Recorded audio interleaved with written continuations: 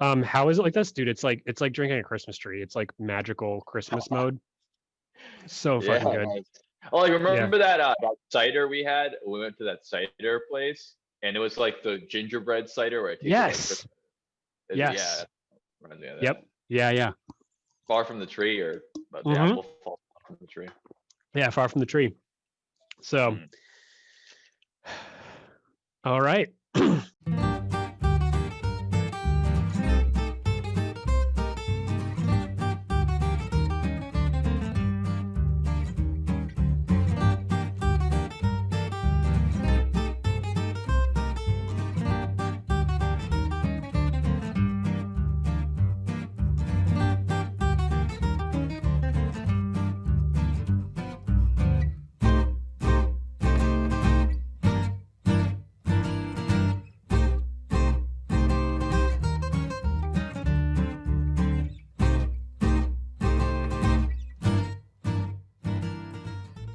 Hello, everyone. Welcome to the Dylan and Joe Basement Podcasts. We're your hosts, Dylan I'm Joe. and Joe.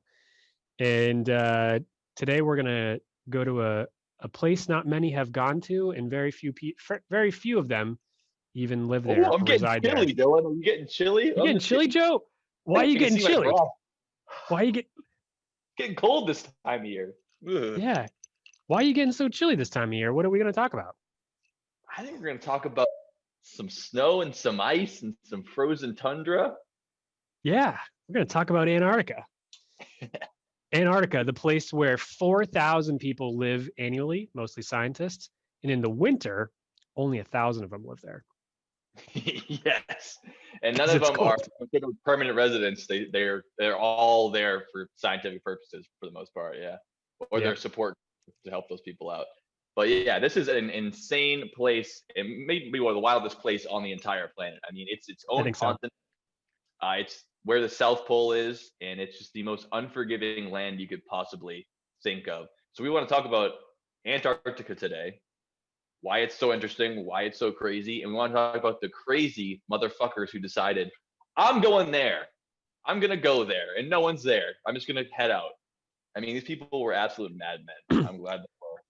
Absolute madmen. And we're talking about a place that is 1.5, you don't really, I personally never gave too much thought to Antarctica because there's nothing there. There's Yeah. penguins and, No one thinks whales about it. and They don't talk about the North Pole. At least they have Santa up there. It's not even a continent. It's just ice. But yeah, Antarctica, it's the seventh continent. It's larger than the continent of Australia, and that's its own continent. We don't even think about it. it's 1.5 times the size of the continental US. So think That's about going crazy. from end to end. It's a 4-hour flight. That's a big distance. Yeah, it's like going obviously almost across the whole United States. It's a Yeah, huge place. it's crazy. It's just such It's a waste of crazy. time. No one's there. It's a wall, or which we didn't mention in our intro, or has there been people there the whole time? We'll get there later, but it's but besides the interesting facts of maybe some conspiracies and speculation and weird thoughts and ideas, there Yeah, we're are gonna go there. We go there every time. we actually when we Well, that's what we're here for. We're here to teach you some shit that hopefully you didn't know, and we're not experts on it all, and bring up all the wacky conspiracies that are associated with them. And we're gonna absolutely totally talk all about that shit. we're going to go there, and I don't know if you made it clear, but we're definitely not the experts, but we do put in several hours, if not days and hours combined of research into these, from what's on the internet, what's on YouTube, books, Reddit, you name it, wherever we can find information about stuff or something that has our interest, we Punch it up where we can. we bring it in. And History Channel, TV too. A lot of History Channel documentaries I get my information from, which doesn't make me an expert, that's for sure. So Joe, so besides the fact that 11 people have been born on Antarctica, 11 total that we know of. That's a lot too many for my asking. That's ridiculous. You don't want to be born there. Yep. Awful. Yep. Besides the entire Fourth Reich civilization that's lived there since the 30s. I don't know how many people were born in that one, but right. We don't have besides them. Yeah. Okay, that aside, obviously that's aside. 11 altogether. 11 non actual Well, They don't have an embassy there or anything. Like you said, it's all research sites. I think they said there's about 70 different research sites on Antarctica, and some of them are yeah. massive. They hold up to 300 people. Some of them are just for small teams, but there's a lot of people Mhm. there relatively to how insane the place is. I mean, it's obviously an understatement to say it's the coldest place on Earth. It's literally as far as you can get from the equator and still be on planet Earth. You're there, and it's its own continent. So the coldest recorded temperature in human history was taken on Antarctica, and that was all the way at negative 89 degrees Celsius, which is also known as negative 128 degrees Fahrenheit. That's cold. Damn. This year, they broke the hottest recording in human history, and that was in Death Valley, California. It was 128 degrees. So this is the complete opposite of that, negative 128, which just seems oppressive. And on average, it doesn't get much higher than negative 20 degrees Fahrenheit year round. Even when it's more mild in the summer, if you get far away from the center, so you're getting closer to the equator, no matter where you're going, it gets almost livable as if you were in the dead of winter anywhere else. That's about as nice as it gets. And it's also the driest place in the world because moisture is not allowed to condense so easily in the atmosphere like it is in the tropical regions where you just have 100% humidity and there's just moisture everywhere. You get rain every day. It's just so dry that ice cold air. We all know in the wintertime, it gets drier. People get nosebleeds and their runny noses more. You get the heat going. It's just a dry environment. And there, it's no joke to say that it really is a frozen desert. Even though there's tons of ice, it's never going to be liquid ice. And it's just difficult to get through. It specifically is 3 miles thick of ice it sounds like on average. But the other thing is it wasn't always all ice. And there's a lot 3 miles thick. Yeah. But under there are dinosaur bones. There is vegetation fossils and stuff like that. So this didn't always used to be ice, and it might not have also always been at the South Pole. It might have been 30 million years ago. There was no ice on the Antarctic continent. So that's something to think about here because we see it as this bastion of frozen world. But you don't have to go that far back relatively. We've talked about as far back as, hundreds of millions of years ago. We're only talking about 30 million years ago. It didn't look like anything like it did now. It looked a lot like the world we see now. It wasn't much different than most other continents. And we have record the climate, obviously. And we have record that it was attached to South America and Australia, and then at one point broke apart off there because it's floating, just like every other continent. Yeah, exactly. And it may have been more recent than we know. We don't really know. We do know, but we don't know. Right now, I think the closest guess is that it broke off about 1 billion years ago, right? Or is it less than that? Someone said. Someone said. I'm not kidding. It takes a long time for continents to move along. Well, somebody said that it could have taken weeks, and it might have happened somewhere around 4,000 years ago. Okay, it certainly did not take weeks. It was almost certainly beyond 4,000 years ago. But maybe it was only. Look, he's the expert. I'm not. Okay. Million, maybe. Well, I don't think he is either. But let's get into it. All right, so we want to talk about not just what Antarctica is, and just because of how wild of an environment it is, but like I said, the people who are going to explore there. I just wanted to go over what kind of life exists on there, because so part of the beauty of the planet Earth is that the biodiversity is all over the planet. No matter where you go, whether it's in underwater vents that are piping out the Earth's internal magma, it's just toxic steam coming out. There's microorganisms living in the middle of that. And you better believe there's organisms living in Antarctica as well, even though it's totally unforgiving for us. Never mind the usual idea that you're going to get penguins down there, right? They have multiple different kinds of penguins, 4 different kinds of seals. We'll call Antarctica their home, as well as pods and pods of not only humpback whales, killer whales go there, or orcas, as well as the blue whale, which is the largest animal to ever have existed on planet Earth, as far as we know, which always weirds me out. The idea that all these dinosaurs and mega fish and all these crazy, like the megalodon shark, it seems like there used to be bigger beasts than ever. And on average, there did used to be. Back when dinosaurs ruled the earth, there was much larger creatures. Even dragonflies were enormous. But Joe, right now, the blue whale is the animal we have is the largest animal that ever exists in the world. It's crazy, and they Joe, hang did out you around know? there. Did you know that the blue whale is so big that if you laid it lengthwise, what was that? I said, how big is it? Oh yeah, it's so big that if you lay it lengthwise across a basketball court, the game would be canceled. That's how big it is. Oh, that's big. That's a good indicator. It's hard to visualize how big it Yeah. really is when you're away. So yeah, Yep. I'll say that. Yeah, it's that big. So yeah, besides that, there's a little different organisms because as they say in Jurassic Park, life finds a way, and there's all kinds of insects and small mosquito type creatures that can survive that intense environment just through adaptation.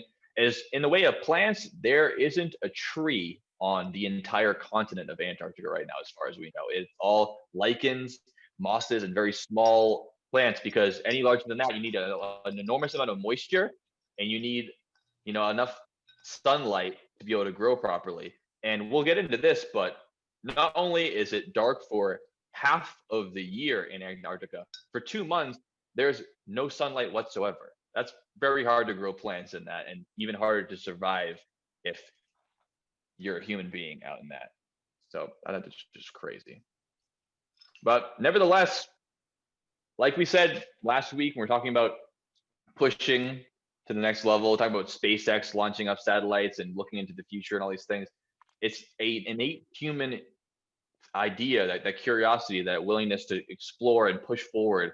Not all of us have it as much as the next person, but we all have it somewhere in us. And a couple of people we want to talk about today had that in spades because they not only said, I'm going to be journeying to a place where no one's successfully journeyed before, but I'm almost surely going to die. And we'll find plenty of examples of just that happening because it ain't no cakewalk. And some of them did die. Absolutely. Many. But more importantly, some of them didn't. And some of those stories are some of the one particular, and we're going to discuss it later, but is one of the most magnificent stories I've ever heard regarding survival and in a place that is the most unforgiving place on earth. And I mean, if you go in the woods near your house, it's really unforgiving. Spend a night with nothing. It's scary, but this is like whole another level of nature being its absolute, doesn't care about humans. Just you're completely at the mercy of your environment, even more than you would be in the wilderness. Yeah, America. Yeah, and you have to survive. You have to eat each other. This is that type of place. It's that type of place. There's nothing else around. That's all you got. The dog party had it bad. At least they were in the Rockies. They weren't in an entire continent of ice for 3 miles. Yeah, you can eat a snake. In this case, Joe would have to eat my leg, and I'd have to eat his hair or something. I mean, or then eventually kill each other. I'll be hypothetical. Really fucked up. I'm using my laptop right now. It's yeah. No way I'd make it. You wouldn't get a lot of calories out of me though, so it might be worth using me as like firewood or something if that's the case. Get some warmth out in there. But yeah, we could talk about how long each of us would last on a skewer, but I don't know. I think that you hit the nail on the head there when you said that some of them survived, which is an interesting way of putting it because it's not the fact that it's amazing that some people died. It's really amazing that any of them survived to tell the tale, especially going further and further back in history, that they just had almost no technology to be able to handle this, and they just were going out into the unknown and just had to make do, which includes this place as well as the North Pole. That these two parts of the planet Earth, they're called that not because there's a big red and white pole that Santa Claus lives at, which is still true. Don't worry, that's true, but it's not why it's called that. It's because they're the two magnetic poles of the sphere that is the Earth, and the magnetic field closes up at the two ends. It's where it's the strongest, much like an magnet. And even though they're relatively in the same area, the same parts of the Earth, like we talked about in recent episodes, they do shift slightly. And especially back when you're sailing on ships, there's no GPS, there's not even a fish finder on the ship. You're going a lot by navigation, looking at the stars, which get more difficult to read when you come to a part of Earth that no one's been to before and can't chart, even though it's the same constellations, and looking at your compass, which is going to be immediately useless once you get close to the magnetic pole and it starts spinning like you're in the Twilight Zone. So they had to account for that. And I would hate to have been the first guy to find that out because that person almost certainly had a really rough time getting back to tell someone about it. Just another thing to throw on the make it hard to get there catalog that we got going for. All right, so as far as the exploration of the Arctic, there's a couple people that are notable.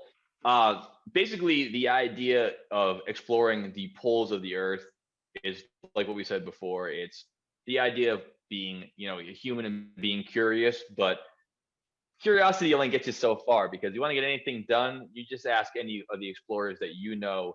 You got to get the dough, you got to get sponsorship, you got to get money, because it's going to cost you a ton of money to take a ship somewhere where no one's ever gone before, with the hope of making it back alive with all the information you found. And not only is all the scientific information important when you're visiting the polar ice caps, or in particular Antarctica, which we're going to talk about, there's money in it, baby. And I'm talking about the Northwest Passage. The Northwest Passage is in the North Pole, which is the Arctic, not to be confused with the Antarctic, named by the North and South Pole. That is the first time that humans decided to brave the icy parts of the globe. Whether you're north or south, it's just as icy. And people were taking ships to try to find a better trading route to Asia, rather than having to go all the way around Russia one way or around Africa the other. They're trying to think, well, we can kind of just cut around and go through the Northwest Passage. We'll end up at the other side. That'll be that. And many sailors' lives were lost to that idea. But that's how a lot of people cut their teeth when it came to exploring in the Arctic and the Antarctic. Because if you don't know how to navigate a ship through ice and through awful weather, you have no business going there. Plenty of people are traveling back and forth between the Cape of Good Hope and all over Europe. You're not a sailor unless you can sail in the Arctic, and a lot of people could. One of those people who ended up being a major explorer was Roald Amundsen. Now, Roald Amundsen is famous to be one of the major explorers when we talk about the Antarctic. He was born in the Kingdom of Sweden and Norway, which was combined at the time. And for a lot of times in the 18th century into the 19th century, they were one country. They had one king. It was the King of Sweden. And that was what he was born into. His idols growing up were all different explorers. He would hear stories from sea captains about explorers checking all over the world, because his family actually owned a shipping company out of Oslo, Norway. So they were able to be interacting with ships that were going all over the world all the time. And as a kid, he thought that was great. It was the greatest story ever. He wants to be one of those people finding new pathways and exploring all over the planet. Unfortunately, his mother, like any good mother, said, "You're not doing that. You're going to be a doctor." So he decided to go to school to be a doctor. But, like any great story, he always wanted his dream to be an explorer. So he went for a while. He wasn't a fantastic doctor at school. He never became a full-fledged doctor, and he started trying to pursue the path of the sea. And like anyone trying to master a task, he knew he couldn't walk onto a ship one day and say, "I command you to take me to the polar ice caps, and I'm going to be an explorer." You have to learn how to be a sailor. You have to learn how to be one of the best sailors in the world. So he starts taking jobs as a sailor for different ships around the world, and just learning the ropes, both literally and figuratively, and understanding how to be a sailor before he goes on his fateful voyage that I believe makes him into the man that he becomes in history. So he ends up on a ship called the Belgica, which is the region that we now know as Belgium was called that. So it's named after Belgium. And it was the first Antarctic mission he'd ever been on. It wasn't the first mission that anyone tried. There have been multiple attempts in the future by France and other countries that they made it to far enough that they could notice that there was land there that was charted for maps, but there was no record of anyone actually making it as far south as you could until you hit the South Pole, which is the bottom of the planet. No one had made it that far, if they made it to the coast at all. This ship was going to make it to Antarctica and try to be a cartographer, try to map out more of the continent to understand more of what it was. No one had ever circumnavigated, so they didn't know how big it was. They were just coming at different parts of the planet down. He was on that ship. He wasn't the captain of the ship, but he was one of the crewmates on board. When they arrived there, it wasn't soon after that their ship was stuck in an ice pack. And this is one of the craziest things about traversing in Antarctica. There is so much ice around the continent itself, and it's so massive and shifting all the time. It's not difficult for a ship to get stuck in there. And once you get stuck in an ice pack and it freezes up, you can take all the manpower you want to start pushing. That ship is not going anywhere until it thaws out and you can put it back on the open ocean. Unfortunately for them, That didn't happen for 13 months. So how we mentioned earlier that it's near impossible to survive there, and there's only 1,000 people who actually live there year round now, and that's with modern technology. These crew were stuck there for 13 months, which technically made them the first people to ever live in Antarctica in the winter. No one had ever done it. Anyone who was ever there had the sense to not show up in the winter time because they knew it was going to be dark as hell and colder than cold, which it already is. But by some miracle, some of these guys survived for 13 months. That includes multiple people getting severe cases of scurvy because they ran out of rations and you start having to make some odd decisions about where you're going to get your nutrition from, as well as people going absolutely insane, which I could imagine when you're trapped on an ice desert in total darkness for 2 months straight. That's enough to make anyone go crazy. The real miracle of the story is that anyone made it back at all. And enough people made it back that it was considered a success. People thought they were dead and they came back with enough information still. They said, it's a successful mission. Good job. You all survived. I mean, I couldn't believe that someone could go through that experience like Roald Amundsen did and say, I can't wait to go back there. That'll be great when I go back with my own ship. The guy's an absolute maniac, but something to be desired for sure. Years later, after more time training on ships, Amundsen finally gets enough money together by also speaking to one of his idols, another Norwegian explorer, sponsors him and hooks him up with other people that give him enough capital to start his own voyage. It's his first voyage as a ship captain. And what he wants to take on is the Northwest Passage, which is that northern route that easily cuts to make a new trade route. And no one's actually mapped out the whole thing. It's all wonky. He decides to go on the trip. And he's going to take only 6 people on his boat. Now, the last voyage that went to the Northwest Passage took 120 people, and it failed, and barely any of them made it back. They couldn't make it with 120 people. Munson says, I'm taking 6, and I'm taking a smaller boat. So your problem is you got too many people. You only have to take as many people as you need to make it there and back. You get too many people, too big a boat. I'm going to take a small ship. Some of these guys I recently learned had a sex doll that was named, well, they're not like one guy, but it was like this is what they were called. It was like Madame de Voyage. Like the Madame of the Voyage, the Lady Madame of the Voyage. Exactly. And these guys, they'd be on the ocean for years and they would just have like basically a broom dressed up as a girl.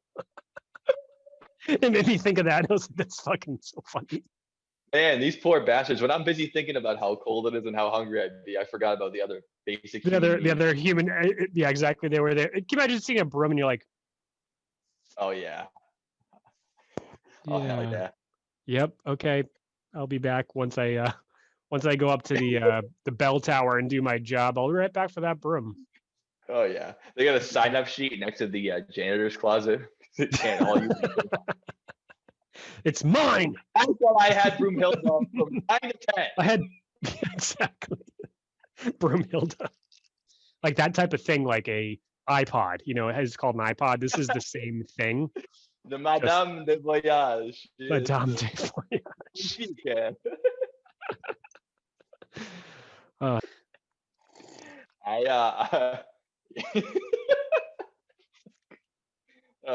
man. Yep.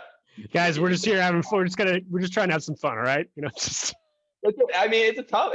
We like to have fun here, but it is tough out there. We're not giving these guys enough credit, like you got to suffer, having a Madame de Voyage to get you through the night. I mean, whatever. That's the least of your problem. I mean, someone's going to keep you warm at night. It's just your shipmates, because I mean, you have to huddle together tight and become good friends when you're freezing quite literally to death. Yeah, so. And sometimes I'm sure they became really good friends. Yeah. But for those who don't, they would have a Madame de Voyage. And sure. Can you imagine, so some of these guys, we'll get into stories, but they had to ditch their ship in Antarctica and go on smaller ships. But can you imagine if they don't say that the Madame de Voyages were brought with them once they scuttled the ship? I think it's understood that when you scuttle the ship, you take the necessary supplies. You take food, you take blankets, and you take the Madame de Voyage. Yeah, exactly.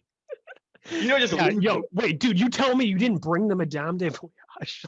No man, woman, Oh my or God, Roomba. what are we gonna do? What? Carry on. So, so there was only 6 guys on this ship, so it would have been pretty easy to share a Madame de Voyage with just the 6 Easy. versus the 120. I think you have to have a couple rooms with you when you're swabbing the decks. Hey, you're swabbing too hard. One too many swabs. I know what you're doing there. Mm-hmm. Swab, actually swab it. Don't just hang out with it. Yeah. Get out of there. I'm swabbing the deck, Captain. You've been swabbing the deck for well too long. It's clean. All right. Now get back to your crow's nest, for Christ's sake. I see what you're doing. Putting your lips on the broom. Life's tough, man. Being a guy, it's rough. It's rough out there. Tough for everybody, especially if you're 6 people going to the Northwest Passage. They go on a boat. It's pretty small. It's a ship, but it's pretty small. Like I said, it only takes 6 people to crew it, which means it takes 5 or less, because you can't have 6 men on the deck at all times. Always, you got to sleep, you got to eat. Mhm. So 6 men. It's his first captaining journey, and he decides to take one of the toughest journeys that's been known, which is a pretty ballsy move. I don't know how he convinced the guys to go with him, but he did. I think people just had a lot less to worry about then. It's like, what are you doing for the next 2 years, 3 years? Well, I don't know. I was gonna basically try to farm beets, but been a pretty rough winter. Okay, you want to go on a ship with me for like 2-3 years, freeze our balls off, and whatever else? Go. Why not? It could be glorious. They didn't have a lot to lose, I don't think. But they did. It's fun. It's a venture. You can it makes do something unknown in a society that is like even then was full of shit that everyone knew. Nothing really new going on besides plagues and shit. So true. Yeah, you just gotta like keep get out there. Yeah, get out there, see something new. And, the journey ends up. They thought there was gonna be around a year. They're hoping to get there and back, and it took them around 2 years, which is a whole year more than you'd expected, which is kind of weird, because you say, how do you pack for 2 years when you only have a year trip? If one of those cruise liners went to Aruba and they forgot to pack half the food, it'd be pretty fucked up. And beyond just all the diseases that's going on there, you'd be pretty screwed. So what happened for part of their trip, they actually ended up stopping at a village that was not too far into their journey that had First Nation or Inuit tribe people there, and they lived in this village. And for a while, for a good amount of weeks, the 6-man crew worked there, lived with them. And these people taught them a lot about how to survive in the Arctic, which they'll soon be able to take those skills and transfer them over to the Antarctic, because these people have been living there for generations, and they know what to do. They know what animals to kill, how to find them, what to eat, what to wear. And they end up teaching these guys all these invaluable things, because a lot of people who are around the world never had this kind of experience, because they never met people who lived in those environments, and they weren't familiar with how to deal with it. They were just out there with their, wool coats pulled over, their little wool caps, and hopefully a big scarf, and they're bundled up for the whole journey there. And they just didn't have it figured out. These people, they're fucking white asses out there just thinking they've got it figured out, because this is what they wear in England when it's, Norway. No, but Norway. Sorry, different game, boys. No, but same thing. It was just those big coats, big heat coats. So they teach them how to wear animal skins as coats, which makes it a lot easier to survive, especially when you're killing these animals that have all these thick coats that are made to survive in these extreme environments. And they also start to go on a very meat-rich diet, so almost strictly meat, and a lot of animals as well as people who subsist on the ice caps.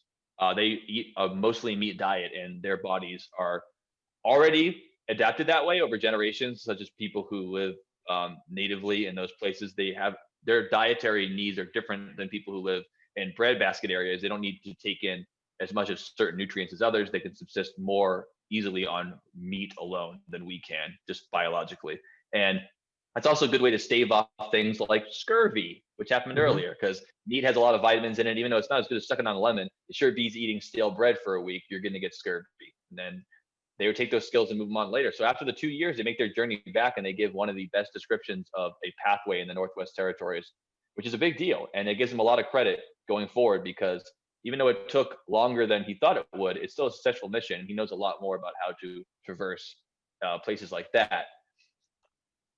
After that, a couple of years of him, trying to raise the money to go on another journey. And this is the journey that closes out my tale of Ronald Munson and makes him a major explorer. He decides he wants to go back to Antarctica, this time as a captain, and this time he's going all the way to the South Pole, honey. He's making it to the tippity bottom of the planet Earth, and no man's ever done this before.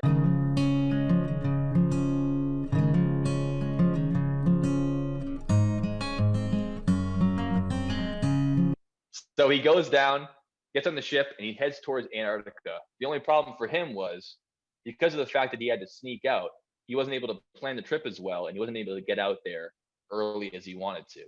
And there's a ship called the Terra Nova that's already left the United Kingdom, headed by a guy we're going to call Robert Falcon Scott. He was a naval officer of Britain, and Britain was figuring, hey, those last couple ships didn't make it. Britain can be the one that finally discovers the South Pole. And they get a good head start on Amundsen and his crew. But that's 1910. His crew does arrive there in 1911. So it's a couple of months later at that point. And they find that the crew of the Terra Nova and the British ship is already there. They already have the campsite set up at the edges of the continent on the ice shelves. And they start to unload these ships in there. There's massive ships to carry on all this supplies. The Terra Nova decided to carry a couple of different transportation tools. The key to transporting yourself in the Arctic is sled dogs. The best way to move. The dogs are perfect for that environment. They can move fast. They can move in the winter. And so both of the ships bring a hefty amount of sled dogs. Amundsen's ship, the Fram, brings only sled dogs, about 120 dogs. That's multiple sleds to run. The Terra Nova only brings about 40 dogs. They bring Siberian ponies, and they bring a bunch of mechanical dredges, giant machines that are supposed to dig out the ice and make it easier for them. First of all, one of the mechanical dredges they have, out of 3 of them, when they're unloading it, it falls directly into the Arctic Ocean and just falls right in. Okay, nice. All of it. Immediately sinks down. Classic. So yeah, and the other 2 weren't much better. They barely got anything done with them. The horses had a really hard time, even though they're from Siberia, which is far north in Russia. They had a hard time surviving there. It was just tough for them. They didn't get a lot of work done. So Munson was smart for bringing all the dogs because he figured, I've worked with these animals before, and I know how to get them to work for me. And unfortunately, he was also thinking as part of the equation, like a lot of people did in extreme situations, hey, if we have to kill a couple of doggies and roast them up, we're gonna do it to survive. Last time I was down here in earnest, I was here for 13 goddamn months, and it was me and a couple of lonely guys in the dark, and not a Madame Voyage between us. So, I mean, it was rough last time he was here. He was thinking he might have to go extreme with it. Luckily, we don't have to worry about that because he gets off on his voyage. They're going to the South Pole as fast as possible. The British people are there first. They think they're going to beat him to it. But that's our boy Amundsen, our Norwegian explorers. They make it to the pole first, passing the British. And as soon as they get there, they snap a photo. They put up a little tent with a Norwegian flag, and they leave a note for the British explorers for when they get there. Kind of give them a little, hey, we were here first, but we're glad you made it. Safe journeys, all that kind of thing. They put up a little tent, and they call it Polheim. So in the Nordic countries, Heim is a word that means land of. So like Jotunheim and Helheim are like the land of giants and the land of the dead. So they called it the land of the pole. And on their way back from the South Pole to their ship, it was a tough journey. Again, you're always going to go through all kinds of problems there. Not only have we talked about all the conditions, there's also these giant ice sheets that can get splintered in, and there can be snowdrifts that are so tall you don't realize how tall they are. They're called crevasses. And if you're not careful, you can be stepping on a piece of snow you think is just as solid as a lash. You can drop 100, 200 feet. Some of the biggest ones are about 1,000 feet deep, and you just tumble right in there not realizing it. All this snow drift that can just have you tumbling down. And many people over the years have lost their lives that way. Even in modern times, when we have research scientists, if they're not careful, they'll fall right in, and that'll be the end of you. There's no way we're getting you out. Maybe we'll get your body at some point, but it's a no-go at that point. Luckily, most of him and his crew survived to get back to the ship. The same cannot be said for Randall Falcon Scott and his British exploration team. They did make it to the South Pole, and there's a photo of them that they took with their camera crew of the 5 of them that were the explorers making to the South Pole, right next to Polheim, where the Norwegians made it already. And you got to look at this picture, Dylan. They're the 5 of the most miserable looking motherfuckers you ever seen in your life. They look haggard. I mean, I haven't seen 5 guys look more miserable in my life. They just made a South Pole. They just look, We'll pull up the picture for the Yeah. Do podcast, one but of it's these just, guys, and we'll pull up that picture right here. If we just do yeah. here's a No, yeah, photo. I already got the picture. We'll pull it up when we do the editing. Oh boy, haggard. So anyways, that ends up being the story of Roald Amundsen. Unfortunately, like you said, those explorers, like many of the British ones, didn't survive, and many people did die on Antarctica. Amundsen went on to, in the future, start traversing the globe with flying boats or planes that were able to go on the water. He ends up making it to the North Pole. Him and one of his crewmates also became the first people in the world to ever make it to the North and South Pole in their lifetime. And he did retire years after, but he was pulled back in. This when he think he was out, he got pulled back in because a fellow explorer was lost in the Northwest Passage, and he headed out with a team of explorers in order to go on a search and rescue. Unfortunately, his plane crashed, and he was never found again. He went out doing what he loved, I suppose, traveling the most intense parts of the entire planet and making it back. But that's Roald Amundsen, the first man ever to make it to the South Pole. Crazy dude, a tough motherfucker. Tough motherfucker. They all were, even the guys who ended up being dead, because even to get there, especially in the year 1911. Oh, thanks. It's crazy town. And just for example, the walk-in freezer at Target is -40. And that is something that freezes your snot within, I don't know, I'd say 45 seconds. You breathe through your nose only. For those of us who have worked at Target, which Joe and I both have, that walk-in freezer. Plenty of restaurants. Yeah. At restaurants, yeah, exactly. Yeah. Just, it's funny when I say Target because I fucking hated working there. But it I hated it so much. It was the worst. It's my fun to shop there. If you actually it is, but it was just like 8 months of my life that I don't remember. I used to work 4-hour shifts, and they were some of the longest shifts of my life. Only 4 hours. I remember being the longest days. It was and so it was only rough. half of the shift. We're such my inner bitch is like screaming because we're talking about the toughest motherfuckers on earth who ever did. We're like, oh my god, I used to work for 4 hours at a time at Target, and sometimes I have to go in the freezer. It was the worst. Yeah, I used to at the hospital kitchen. I was the one who had to take in the whole freezer order and stack all the boxes up and like label and put it winter coat. And after 10 minutes, I'd be like, "Yo, this is fuck." 10 minutes, and this guy had to last months and months out there. Yeah. And most of the time, they weren't even trying to be warm. They were just trying to survive. You probably love the nights when you go in and light a kerosene lamp as much as you could and kind of huddle around it for an hour and a half. The best part of your day. The rest of your day is that feeling when you've been out hiking in the snow for maybe a half an hour longer than you want to, and you can't feel any of your extremities. That's the first day, and then you have to do that for months after. Yeah, and that's in Massachusetts or New England. That's like usually 30 degrees, 15 tops if you want to go out there. You know, like maybe a coniferous forest, maybe. Yeah, it's insane. So next up on our list is the biggest tough motherfucker, not biggest, the toughest motherfucker that I know of any story I've ever read about a human being who commanded a ship built in Norway, but was an Irishman who led a British expedition 2 years after the Titanic sank on a wooden-hulled ship. Hell. Keep in mind, the Titanic was the biggest and most unsinkable ship of the day in 1912, 2 years before this, and it was made of steel and it was double-hulled, and an iceberg sank that fucking thing. This is a guy who took a, what class was it? I'll look it up later. A wooden-hulled ship with 27 men, 1 cat, and a bunch of fucking dogs to Antarctica to go be the first guy ever to circumnavigate Antarctica. That was his jam. So, all right, so we'll get into it. So, all right, so we're talking about my boy. We didn't bring up his name yet, but again, this is a guy who had a ship built just for this, built in Norway, who's an Irishman who led several British expeditions to multiple crazy places.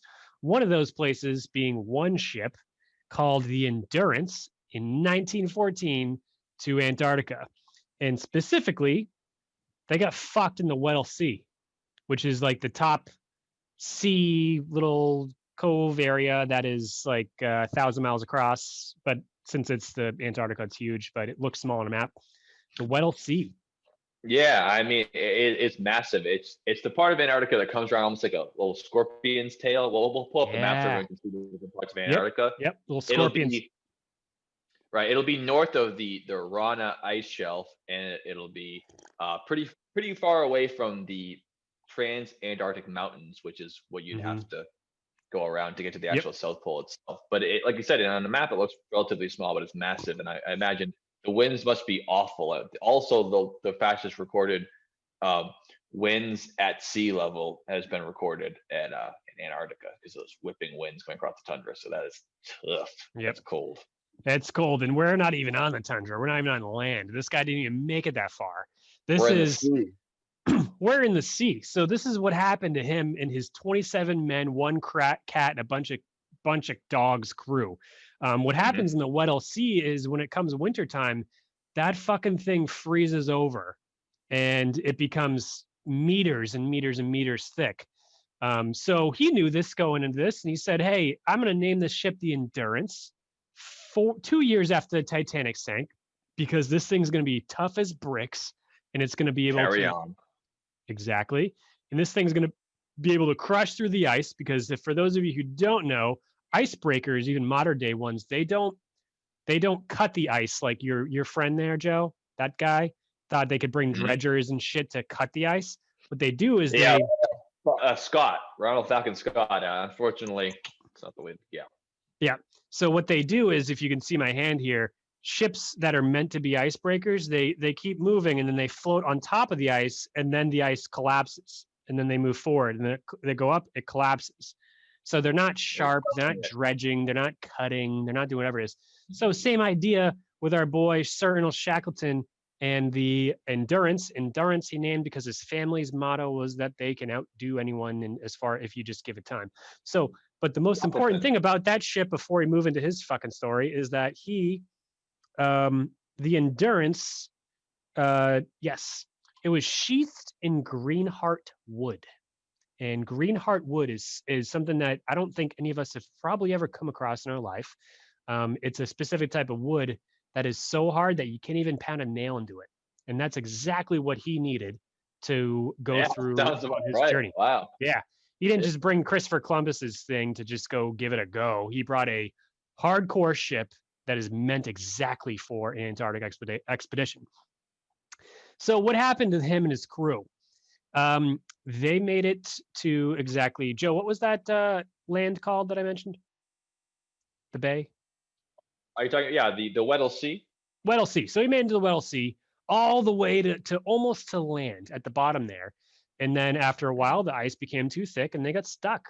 So they were stuck for weeks at a time, for weeks, not weeks at a time. They're stuck for weeks. And then they realized very quickly that this is not reversible. It's wintertime. It's going to take 6-8 months before they're able to unfree that ship. It's so thick. And this is a sailboat, a wooden sailboat. They got to do something. There's no food. There's no humans down there anywhere near there. No. So the craziest thing happened in the Weddell Sea is that ice sheet that has now made itself, again, very, very, very, very, very thick. I don't know how thick, but very thick. It still moves. It still does this very slowly because it's the ocean. So they ended up hundreds of miles north of where the ship got stuck because the ice moves. The natural ice flow. Yeah, wow. And they thought there was a journey before that this happened. And it eventually ejected them out into the ocean. They thought that might happen. It wasn't going to happen. So at this point, they're being caught in orbit and then being flung out into deep space. They're caught in the ice sheet and they're hoping to be flung out of it. That's interesting. Yeah, exactly. And to be honest, I think it's more like under 1,000 miles end to end, not 3,000 or 1,000, whatever I said. It's definitely a couple hundred. But anyways, That's they still massive. That's miles, not feet. oh yeah, because I'm thinking of his journey. I mean, it's Hmm. yeah, a couple hundred miles. I mean, for example, I mean, Boston Massive. to Montreal is a couple hundred miles. You know, it's 200, I think. Right. So like you Yeah, got a it's not. long fucking journey. So what happened? So they're running low on everything, all their Everything. supplies. Yeah. Yep, you name it, it's running low on them. You got 27 men, a bunch of dogs. I don't know what happened to the cat. They didn't talk to the cat, but so our friend here, Shackleton.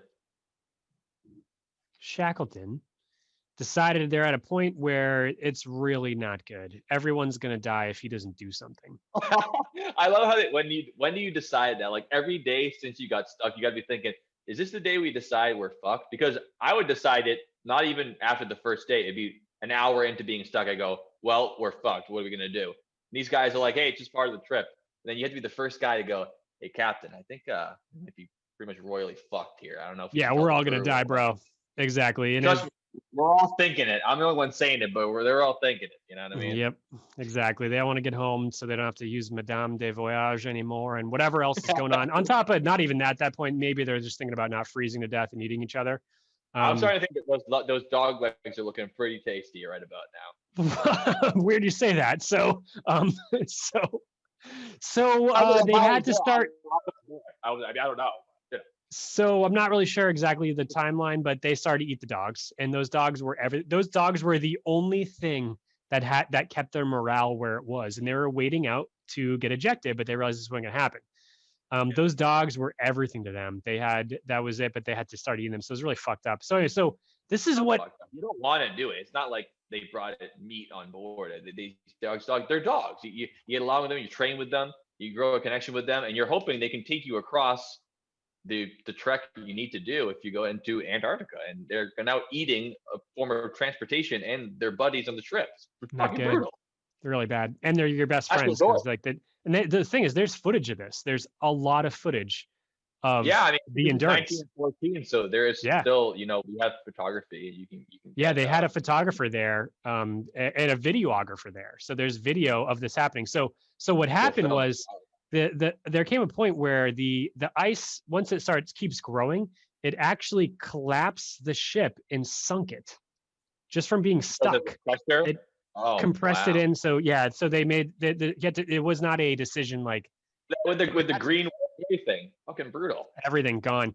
So this is what our boy Sir Ernest Shackleton did.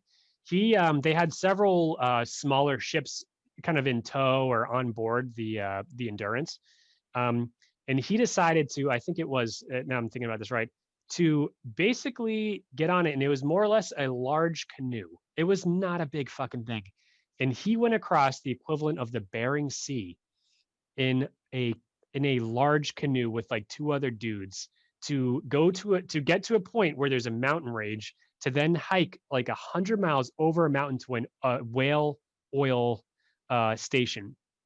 And he knew this was certain death. This is the time in the winter where waves are 100 feet tall. 100 feet. That is 10-story building waves. And this guy's on a dinghy going across here in water that is 32 degrees. And guess what? Terrifying. He didn't fucking die. Neither did his other shipmates who were on that little dinghy with him. Oh my god! Then he got to land. He got to land, hiked 100 miles, including a mountain the size of larger than Mount Washington, and then made it to a super small town. And they were like, "You did what?" And he was like, "Yeah, I did this, and it was totally wild. And I've got 23 to 24 guys who are over there that are going to die if we don't get there as soon as we can." So he got on another boat, and 4 months later got back to the point where they were. Yeah, the other people made it to a small little island there, and they stayed there for 4 months. And then they looked on the coast. They looked, I think actually, sorry, I'm trying to just from memory. Ernest Shackleton, those guys made it to that island first, and then he left from there on this crazy journey. Yeah, it was it was not far from there.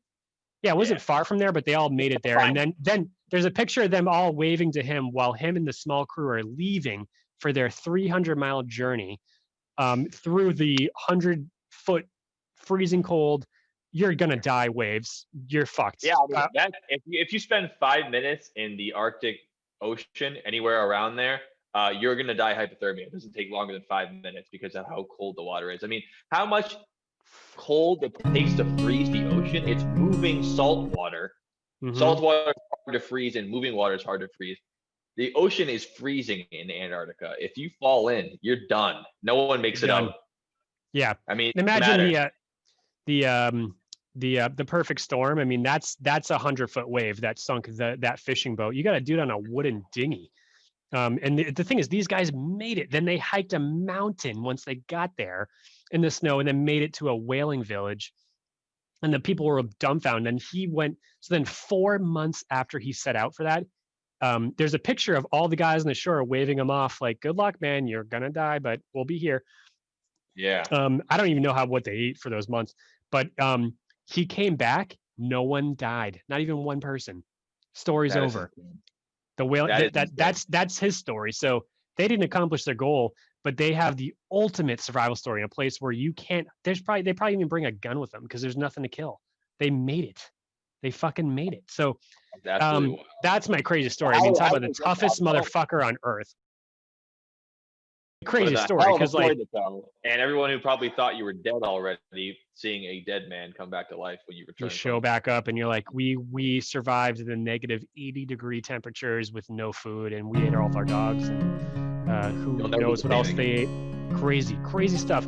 So so that gets us into a little bit of a gap to 1947, to our friend Admiral. Into the more modern age of exploration, because the turn of the 20th century was really still that time. Like we said, there's uncharted areas of the world. We still have wooden ships here. A lot of them, if they have any mechanical engines and things like that, it's not enough to propel the actual thing for a lot of the time. And wooden ships are mostly boring.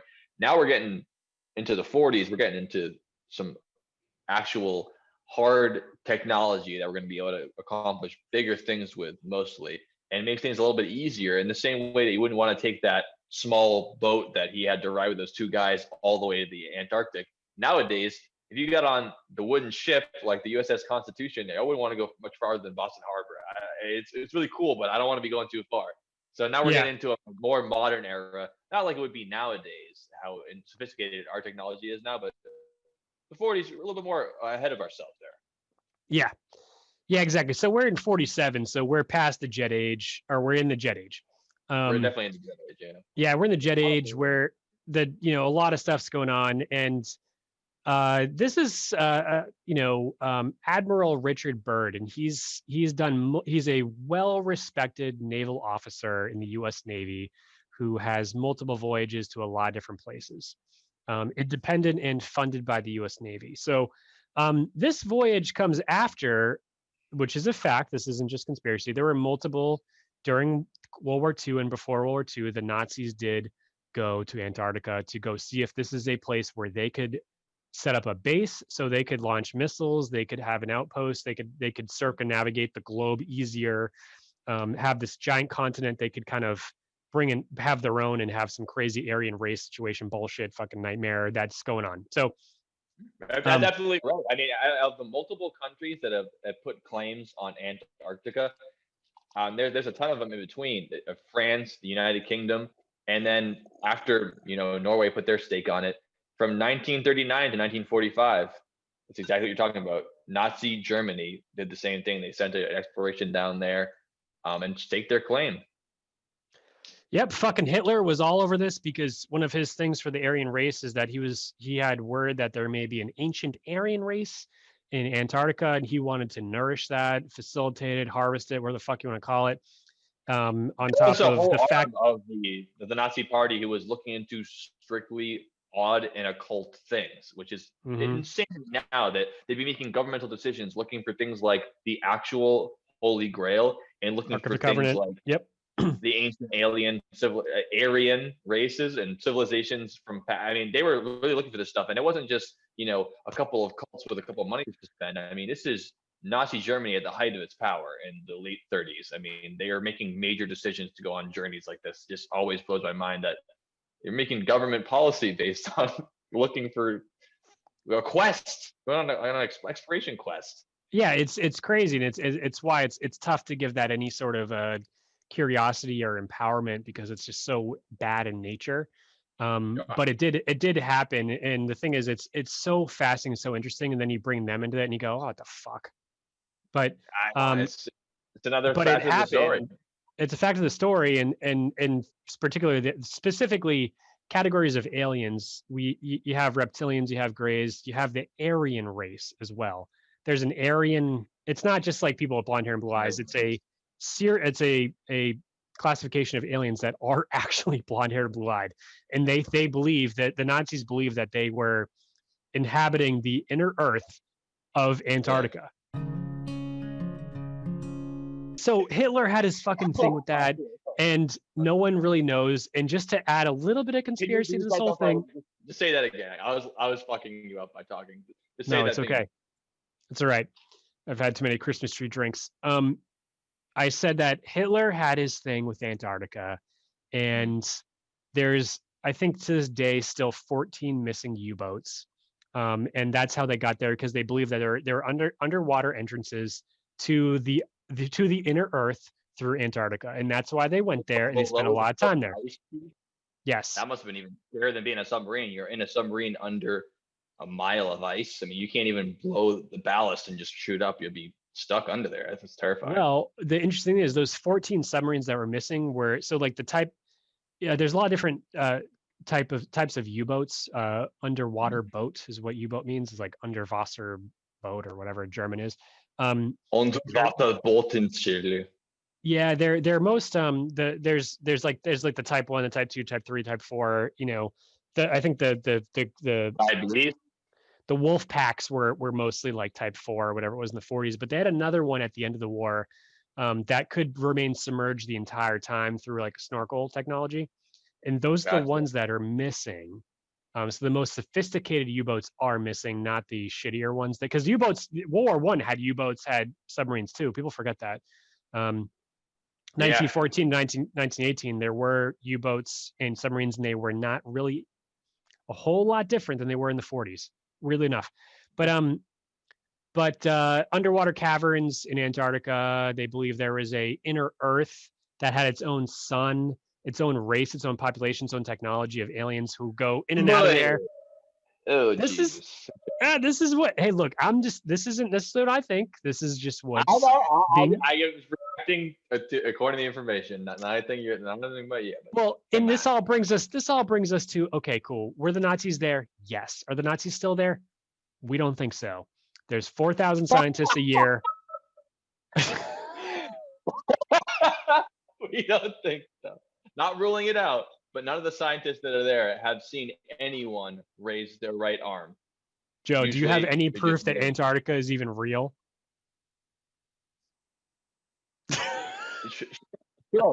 Sure, I do. I saw the. No.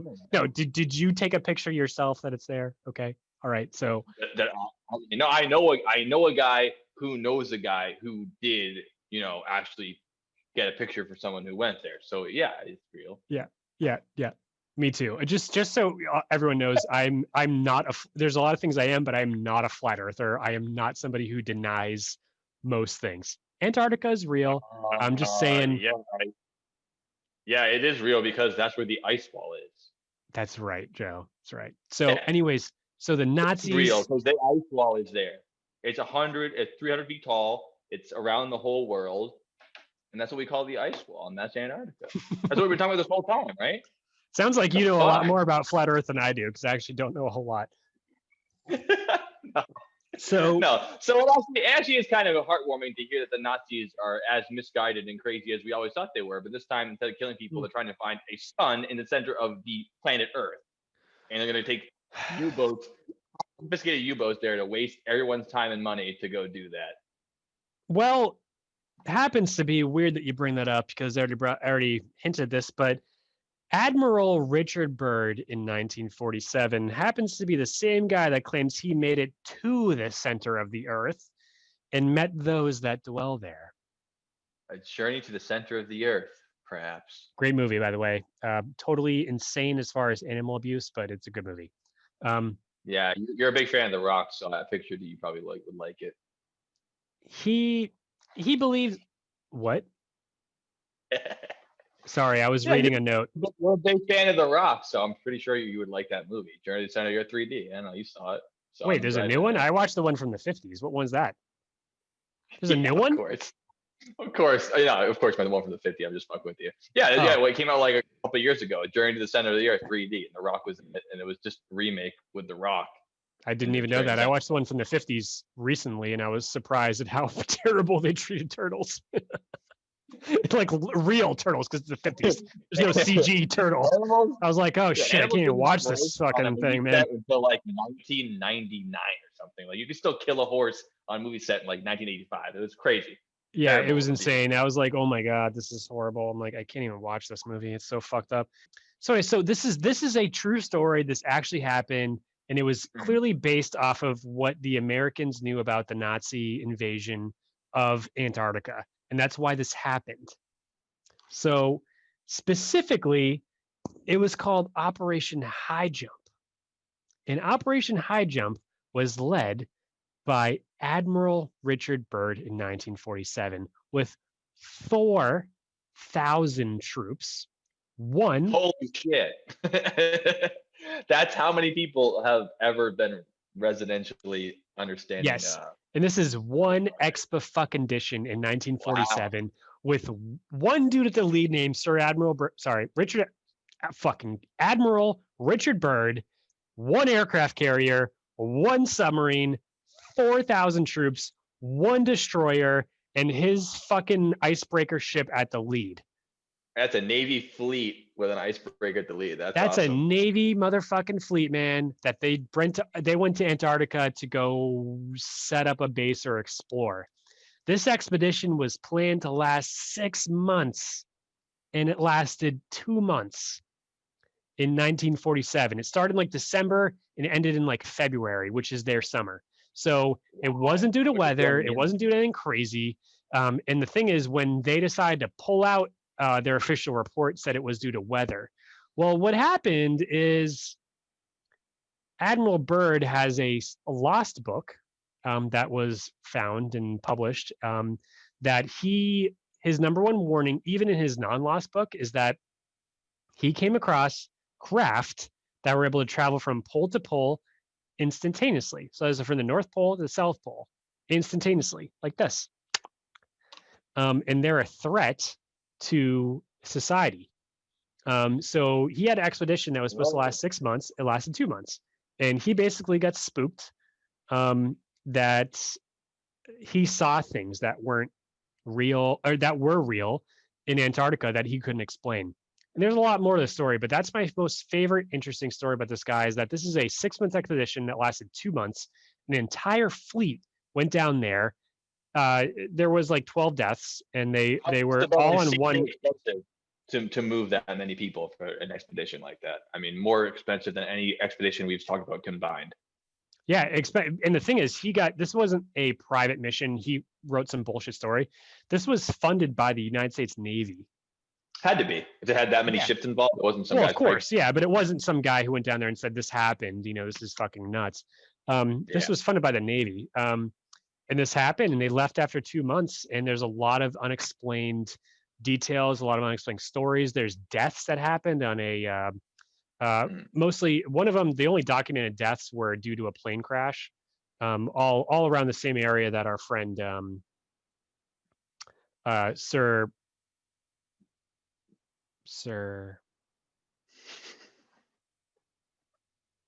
Look at it. Just read it. My notes. All right. Okay. Sir Ernest Shackleton. Sorry, I try to do it from memory. Sir Ernest Shackleton. No. I know Admiral Byrd.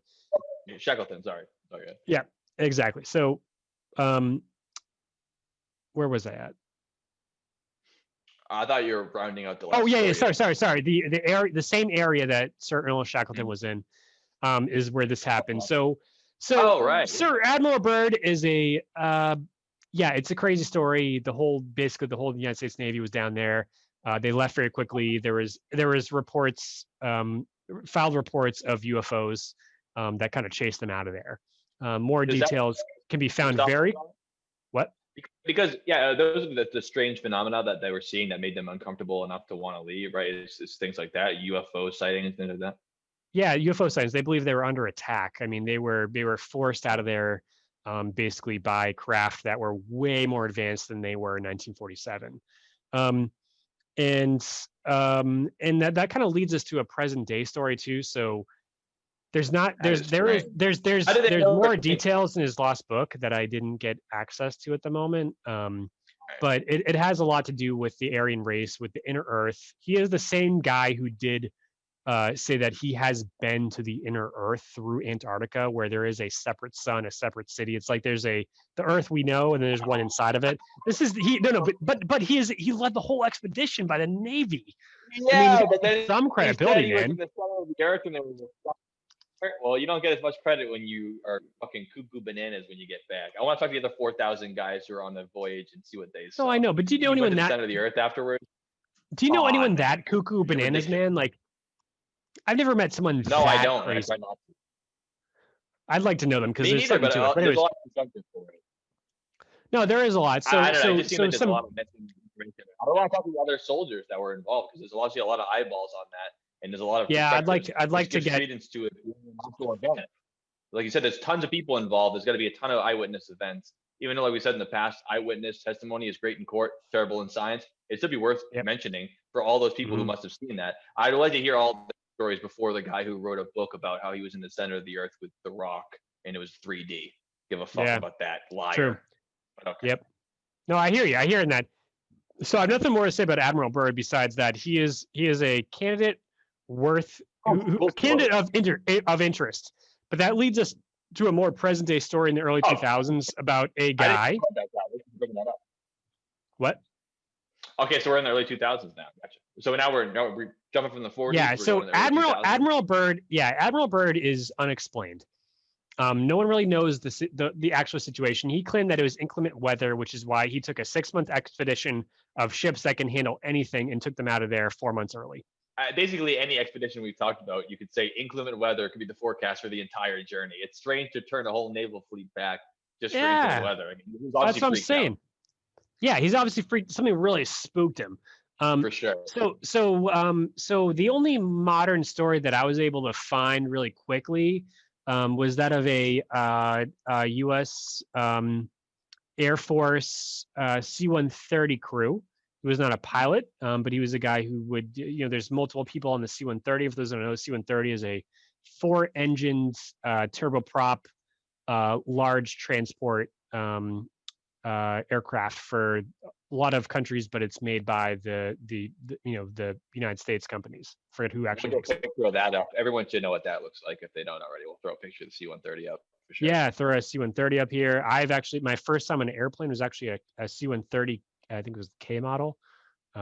Pretty cool. It was sound deadening. What? Was that a CAP you did that? I did, yeah. Yeah, it was a C-130. First was it airplane. Civil Air Patrol when you were there? I was in the Civil Air Patrol, yeah. Yeah, that's what I was saying. I got you. Yeah, it was I actually, weirdly enough, I think it was the Rhode Island National Guard is the one who has the C-130s, and it was one of theirs. Yep, they just got the new propellers, which used to be 4. I think they changed them to 6, and they're more curved. Pretty cool. So this is a dude. Again, Antarctica is a hard place to get to. You get to it by boat or airplane. If it gets by airplane, you have to be pretty hardcore and be in the military, and you have to basically get there in a C-130. Yeah. So they can take off. Residential commercial flights are banned from flying over Antarctica or near it just because of all the safety risks, and there's just no way to help people out once you get down there. Like, you have to be an authorized military craft or a research team that has, full support of your country that you came from. You're not allowed to go there. Exactly. So mostly C-130. So this guy, Air Force personnel, he's been there for a while. This is where his tour is. And across the continent, they had. I think it's pretty cool. I'd sign up in a heartbeat. So this particular guy, he's got his crew got a rescue mission call for a medevac, which is when somebody has a medical emergency, needs to get evacuated out of Antarctica to another country to go get taken care of. Hopefully, you're like 100 miles away in a mountain with a broken leg. These people are on another continent in the harshest Yeah, place.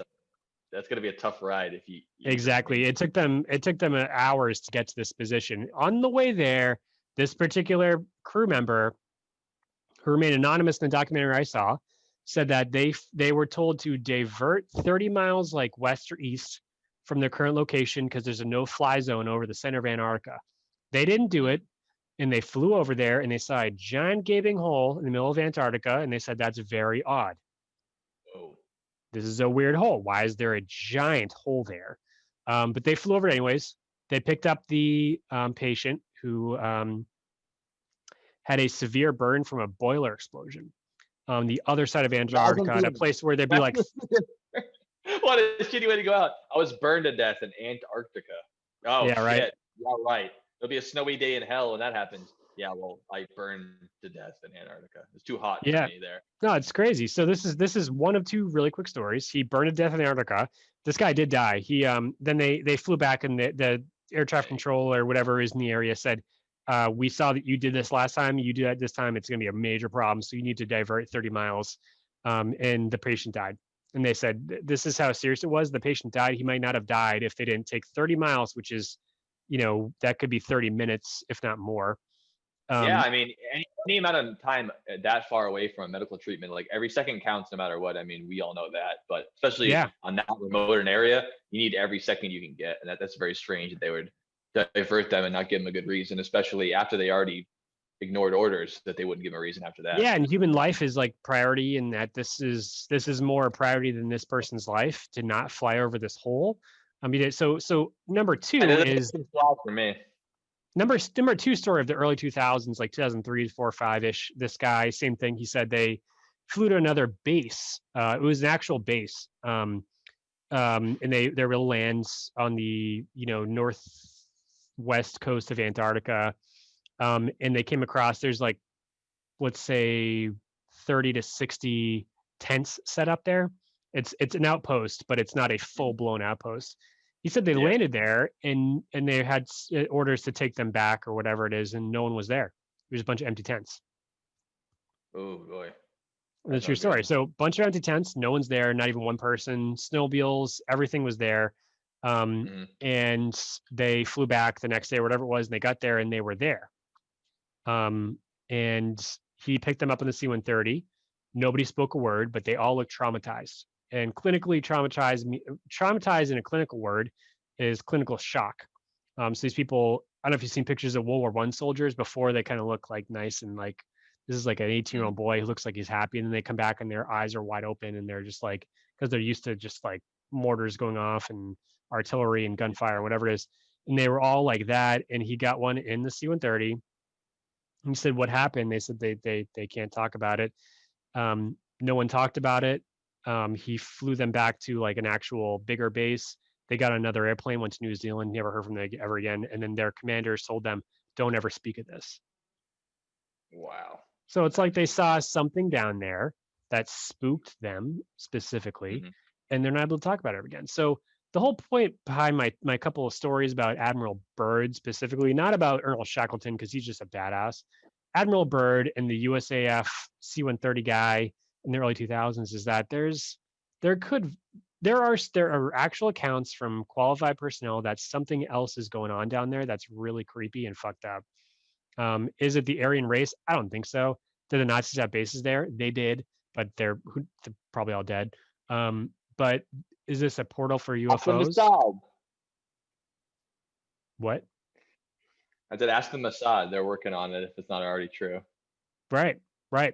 So we're not sure, but overall, Antarctica is a totally wild place because of the fact that it's so remote, it's so distant. All it does is want to kill humans. I mean, that is a place that wants to kill you. It's like another planet here on Earth. We don't belong there. Well, exactly. And a lot of these interviews were of people who went to the moon. The ones I watched. On the shows itself, I saw on History Channel, they were of like Buzz Aldrin type of things, where this is a guy who's been to space, and they were talking about Antarctica because in the 1800s, the 10s, the 20s, the 30s, 40s, 50s, Antarctica was the moon. I mean, it was as wild as the moon Yeah, was back then. This is a yeah. next frontier As an for explorer. human beings to go to. Um, Absolutely. Yeah. and yeah, and it's a crazy place because it's so. I mean, really. I mean, the moon will kill you. I mean, you take off your helmet, you're dead. I mean, but Antarctica is like really the closest Unsurvivable. thing besides like the Marianas Trench, which is the deepest spot in Yeah. it's another one of those places, and I do believe we'll probably all find out pretty soon what's going on down there. But it's interesting and it Yeah. keeps you That's a going. good transition to what I was going to talk about as well, is that global warming is plaguing our planet, and it's completely severely a problem. And everyone needs to at least not, if you don't have to go outside and throw your plastic straws away and fill up your gas at half tank, but it's definitely a major factor in the world. And all major scientists are totally behind the idea that's happening. And it's caused by us, and we're trying to stifle the effects of it.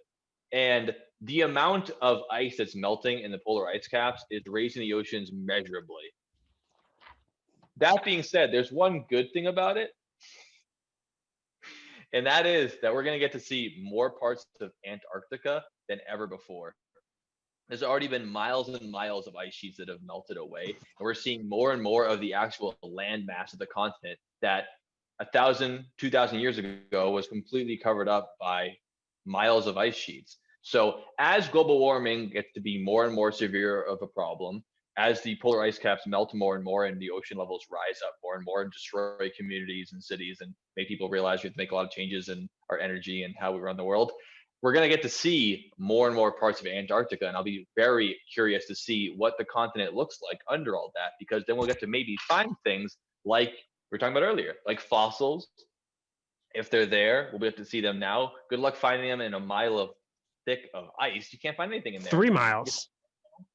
Yeah, you get the landmass, be able to dig down, see what's there. If there's anything on the surface, if there's any kind of structures that were ever built by intelligent beings, whether it's ancient hominids or whether it's early humans, whatever, that will all be unveiled as the ice sheets fall away. And luckily now our technology is getting better, and our subterranean radar, like we were speaking about in the past episodes, they're getting more and more sophisticated. So the more that the ice sheets melt away, the closer we are to the solid land, and we can start to actually develop a intricate map of how Antarctica is actually laid out. Now, just because of the amount of time it took from Antarctica to be part of a major continent into where it is now, and the extremely harsh conditions that it's existed under, even for the past 30 million years, under being in complete ice and the coldest place on Earth that we've ever recorded, seems very difficult to get to, seems unlikely. But if there's anything there, we're going to only be able to figure it out once we either have the technology to look beneath the ice even deeper, or as it melts away, we get a better look at it. We're trying to use a similar technology when it comes to the moon of Europa on Jupiter, which is a very similar environment to Antarctica when it comes to these large sheets of ice. Now, not all that ice on Europa is liquid water like we have on Earth. It's very far away and so cold that it has sheets of ice made of other gases like methane. That's just super difficult to freeze. But we're going to have to run similar experiments on those planets. So the more we can learn about how to map out places on our planet, like you said, like the moon or like places like Pluto, we have Antarctica as like a training ground to how we can explore other places in our universe and get to know how to explore supremely extreme situations like it is there.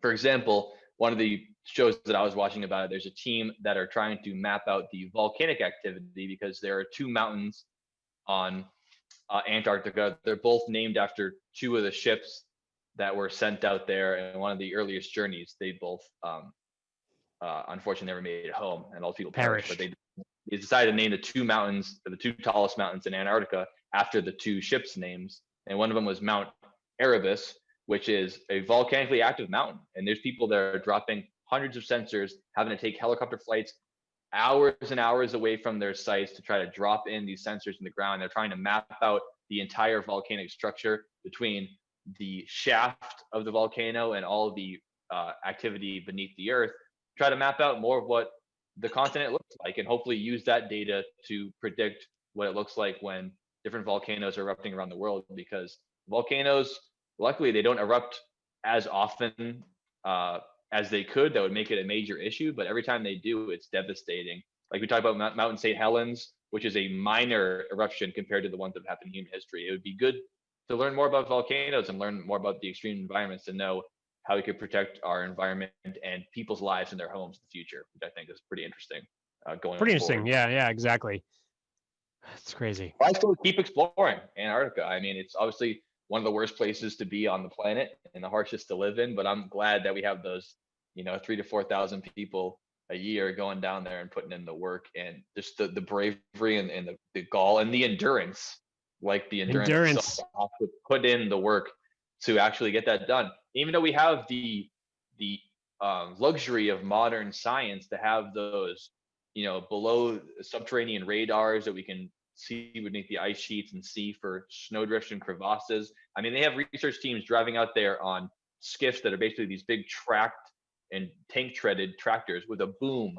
So a big metal pole out about 20 feet ahead of them with a radar as they're driving to make sure they're not going to fall into a 500-foot crevasse in the middle of the ice sheets. I mean, it's wild what they still have to do even now with all the modern technology we have. We have drone footage to fly over, all kinds of satellite imagery. We have all the best meteorologists that they can find down there trying to keep these people alive. And that's what it takes to survive down there. And I'm just happy people are still looking, because much like the other things we talk about, this is one of the mysteries of the world. It's one of the frontiers, like you said, Dylan, and there's a lot more to learn about.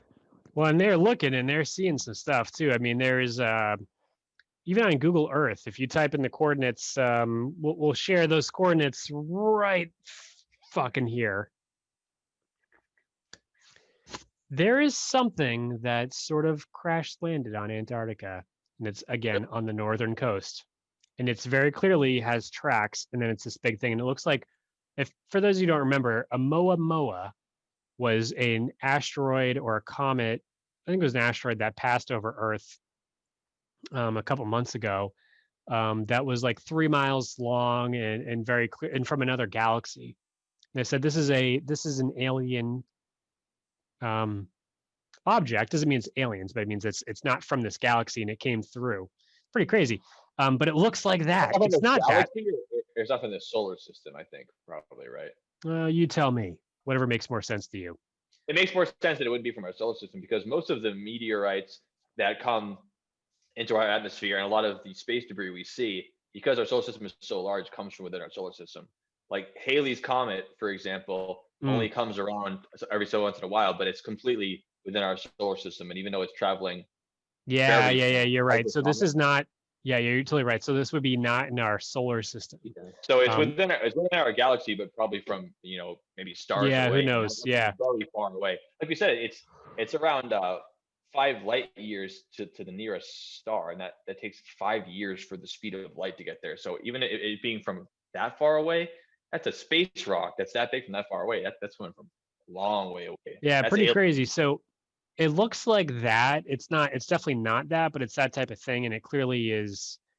It's really weird. It's a very weird thing. So there's that. There's also some other things. If you use Google Earth and find out coordinates of different things in Antarctica that kind of are weird, like pyramids, and definitely pyramids, and this Moa thing. Yeah, and other giant gaping holes in the middle of Antarctica. It's cool. Yeah, it's cool for sure. I would be really happy again. I know I'm always going into this being the sorry-eyed skeptic of the whole thing, but I really would be excited if they did start finding, evidence of civilizations beneath there in these pyramids and things like that, even if it doesn't end up being extraterrestrials and it ends up being some kind of proto-civilization we didn't know about, just because of what we were talking about, where it's just there's so much unknown about it and needs to be discovered.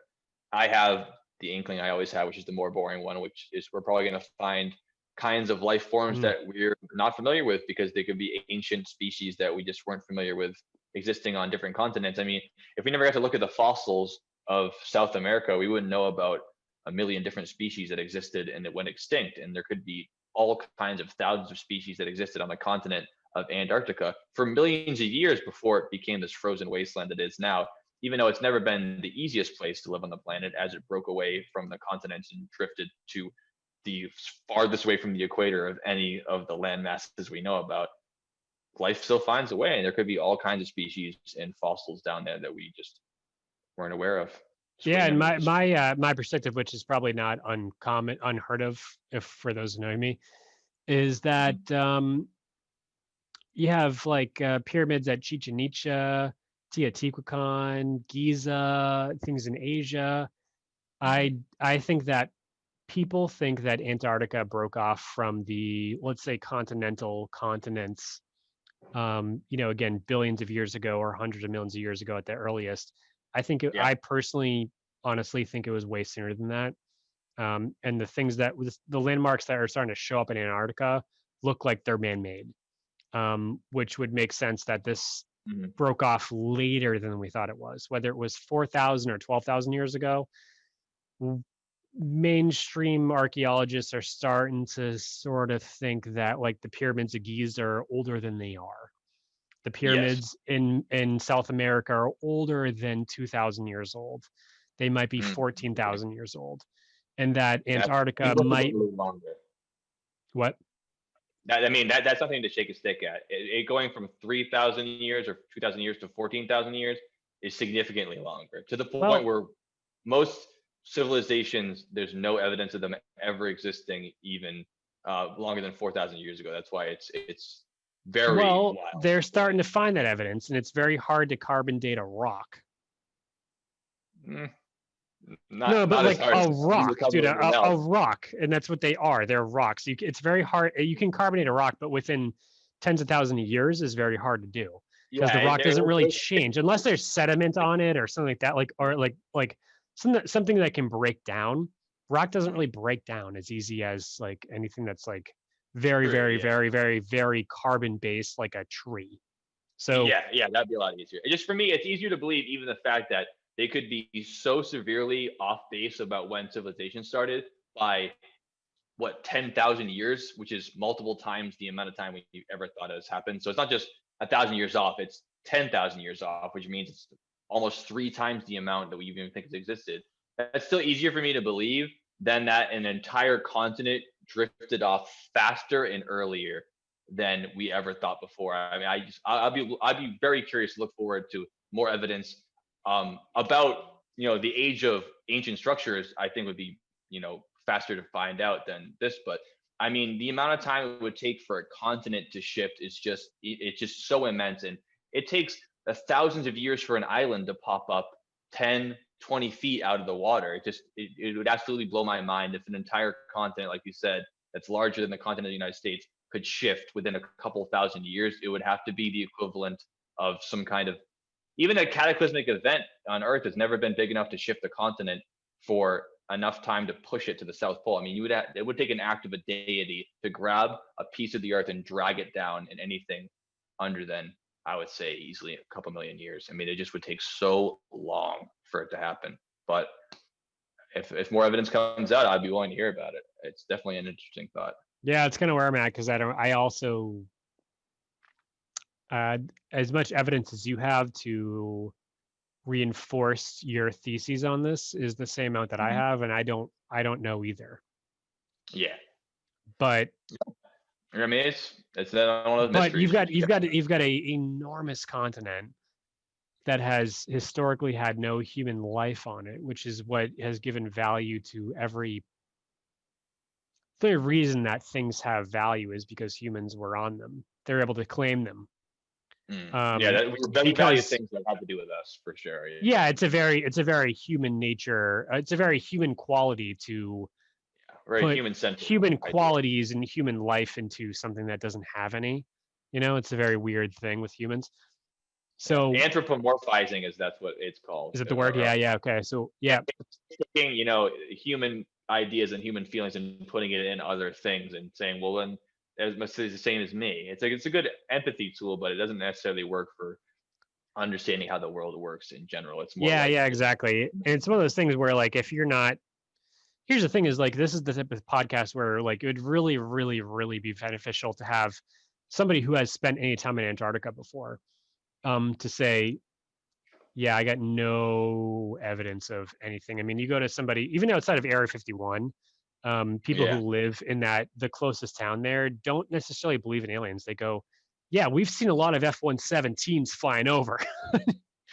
Yeah, that's what we've seen. We've clearly seen stealth bombers, but we haven't seen really anything crazy besides that, you know. And you talk to them and they know, but like this situation, there's not enough of that. There's not enough of us. There's not enough of people who've actually been there to actually go out and say things. It sounds like people are getting pregnant there, so it sounds like things aren't that bad.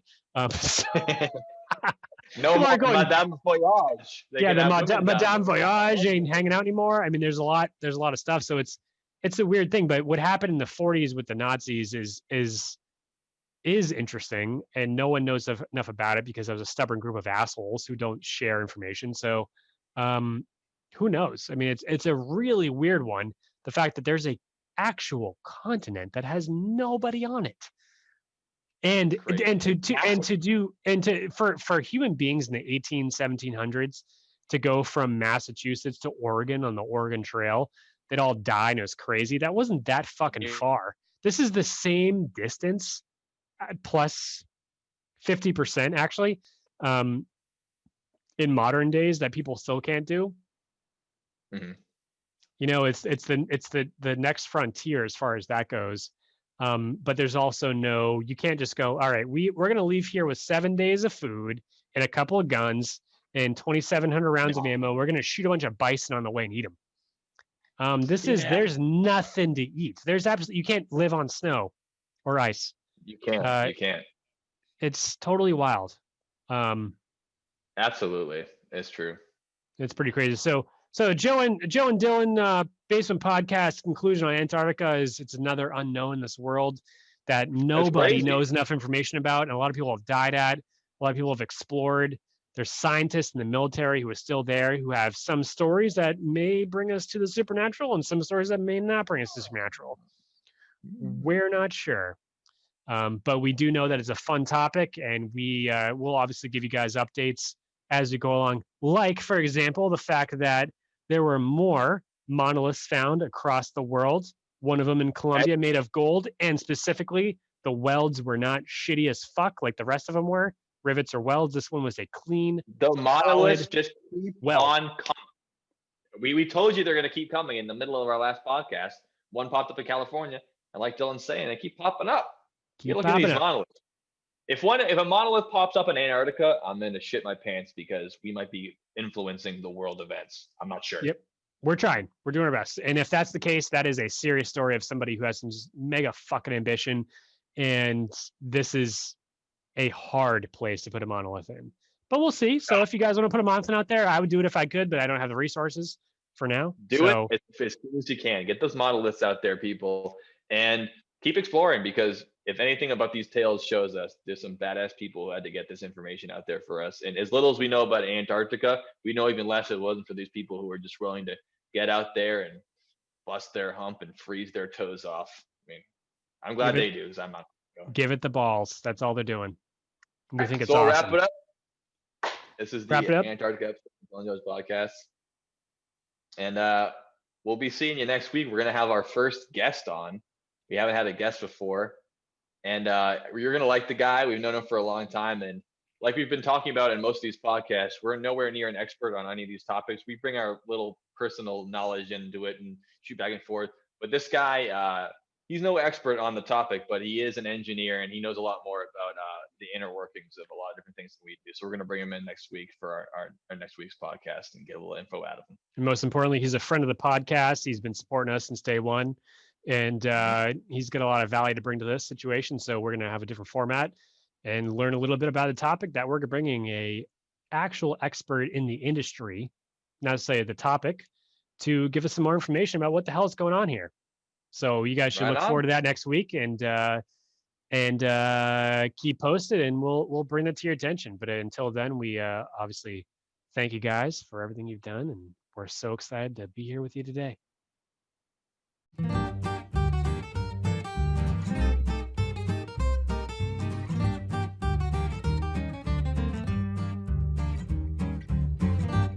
Because I read a book, or actually, nope, I saw a TikTok/YouTube video that convinced me to do it. So I'm doing it. But this has been going on.